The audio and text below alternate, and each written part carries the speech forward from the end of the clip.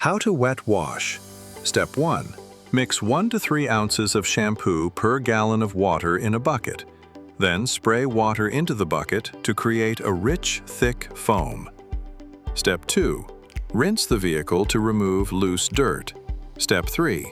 Apply shampoo and water mix onto the vehicle with a mitt, sponge, towel, foam gun, or the Wet Wash Mop. Then gently rub the surface to break up the dirt. Step 4. Thoroughly rinse the vehicle with water before the soap dries. Use soft water when available to help prevent water spots. Step 5. Immediately dry the vehicle before it dries on its own to avoid water spots.